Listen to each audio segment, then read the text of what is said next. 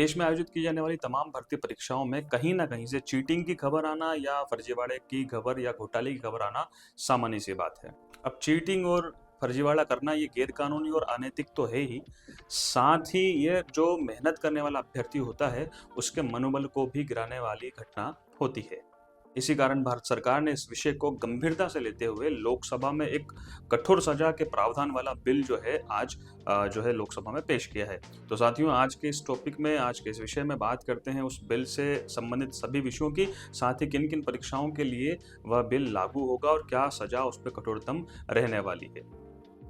केंद्रीय मंत्री जितेंद्र सिंह ने लोकसभा में बिल पेश किया और उन्होंने कहा कि इस पब्लिक एग्जामिनेशन बिल में क्वेश्चन और आंसर लीक होने तथा किसी कैंडिडेट का डायरेक्ट इनडायरेक्ट रूप से सहयोग करने के अपराध को शामिल किया गया है। साथियों, अब जब पब्लिक एग्जामिनेशन बिल यानी कि जो गलत साधनों को रोकने के लिए बनाया गया है, इस बिल को लोकसभा से पारित कर दिया गया है और अब इस बिल को राज्यसभा के लिए भेज दिया गया है और राज्यसभा से भी यदि ये पास होता है तो उसके बाद इसे राष्ट्रपति की सहमति के साथ ही, मंजूरी मिलने के साथ ही लागू कर दिया जाएगा। इस बिल के दायरे में केंद्र सरकार से जुड़ी भर्ती परीक्षाएं जैसे UPSC, SSC, railway, bank, NEET, medical और इंजीनियरिंग समेत का तमाम परीक्षाएं रहने वाली हैं। इसमें ये जो बिल है 10वीं 12वीं की परीक्षाओं पे लागू नहीं होगा, साथ ही राज्यों की जो परीक्षाएं होती हैं आयोजित, उन पे भी लागू नहीं होगा क्योंकि राज्यों के अपने कानून जो है नकल को रोकने के लिए बने हुए हैं। अब बात करते हैं इस बिल के अनुसार अपराध की श्रेणी में कौन-कौन सी चीजें आने वाली हैं। किसी परीक्षा के क्वेश्चन या आंसर की को लीक करना या लीक करने में मदद करना, कोई व्यक्ति अगर परीक्षा दे रहा है तो उसकी डायरेक्ट या इनडायरेक्ट रूप से मदद करना, आंसर शीट या ओएमआर शीट से छेड़खानी करना, सरकारी एजेंसी द्वारा तय किए गए मानकों से छेड़छाड़ी करना, डॉक्यूमेंट से छेड़छाड़ी करना, जिस कंप्यूटर सिस्टम पे बैठकर आप परीक्षा दे रहे हैं उस कंप्यूटर सिस्टम से छेड़खानी करना, नकली एडमिट कार्ड जारी करना या संस्था से जुड़ी या किसी एजेंसी से जुड़ी नकली वेबसाइट बनाना भी गैर कानूनी जो है इस बिल के तहत होने वाला है।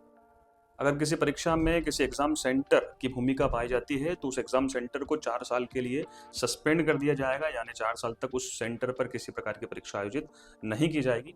साथ ही यदि मिलीभगत पाई जाती है तो उस एग्जाम सेंटर पर और सेंटर को चलाने वाले जो व्यक्ति और जिम्मेदार लोग होंगे उन पर 1 करोड़ तक के जुर्माने का प्रावधान इस बिल में किया गया है। साथ ही जेल का भी जो है प्रावधान इसमें किया गया है। यह बिल अगर कानून बनता है तो पुलिस संदिग्ध को बिना वारंट के गिरफ्तार कर सकती है, साथ ही उसे जमानत का अधिकार नहीं होगा और साथ ही बाहर वो इस विषय पे समझौता भी नहीं कर सकता। साथियों, इस बिल में गड़बड़ी करने वालों और संगठनों के लिए कम से कम 3 साल और अधिक से अधिक 5 साल तक की सजा का प्रावधान किया गया है। साथ ही 1 करोड़ रुपए तक का जुर्माना भी उसके ऊपर आरोपित किया जाएगा। क्यों पेपर लीक होने, चीटिंग होने जैसी घटनाओं को रोकने के लिए केंद्र सरकार ने बहुत ही ठोस कदम ये उठाया है। इसके विषय पे आपको क्या कहना है? क्या आपको लगता है कि इस कदम के बाद या इस बिल को कानून बनने के बाद कहीं न कहीं भर्ती परीक्षाओं में जो फर्जीवाड़े या घोटाले या गड़बड़ियाँ होती हैं, उनमें रोक लगेगी, अंकुश लगने का काम होगा?